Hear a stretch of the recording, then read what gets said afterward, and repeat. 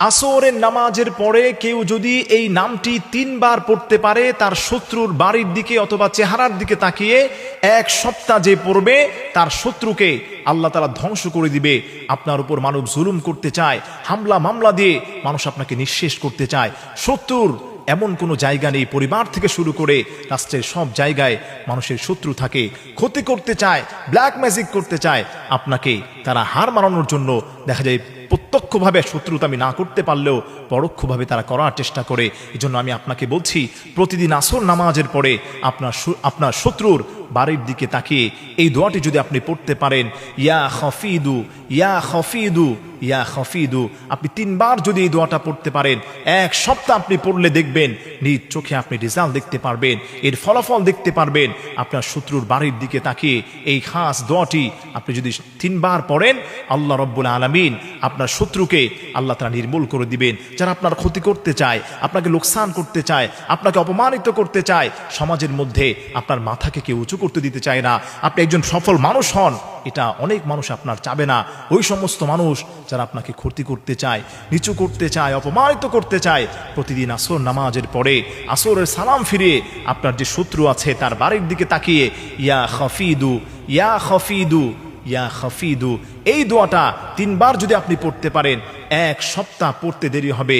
এটা পড়ে আপনার শত্রুর বাড়ির দিকে অথবা তার চেহারার দিকে আপনি ফু দিবেন।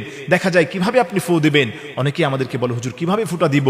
আপনি আসর নামাজ শেষ করে 3 বার পড়বেন ইয়া খফিদু ইয়া খফিদু ইয়া খফিদু, পড়ার পরে আপনার শত্রু ধরেন আপনার থেকে 100 গজ দূরে আছে, তার দিকে তাকিয়ে, সে তো বুঝবে না, ওই সময় আপনি 3 বার আপনি এটা পড়ে ফু দিবেন। এবং তাকে যদি আপনি না দেখতে পান, তার বাড়ি যেমন ধরেন উত্তর দিকে তার বাড়িটা পড়ে আছে, আপনার তার বাড়ির দিকে তাকিয়ে আপনি এই দোয়াটা 3 বার পড়ে তার বাড়ির দিকে আপনি ফু দিবেন।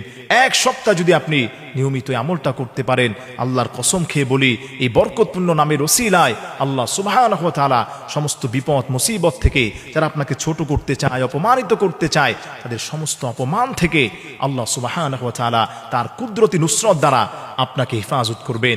এজন্য আমার প্রিয় ভাইরা, আমার প্রিয় মা বোনেরা, আসেন এই আমলটি আমরা করার চেষ্টা করি। তবে শর্ত হলো একটি, এই আমলটি করার আগে অবশ্যই আপনাকে 5 ওয়াক্ত নামাজ পড়তে হবে। অনেকে নামাজ ঠিক মতো পড়ে না, দিন ইমান মতো চলে না, আমাদের কাছে ফোন করে বলে হুজুর আমি তো অনেক আমল করি, এই দোয়া পড়ি সেই দোয়া পড়ি, কোনো কাজ হচ্ছে না।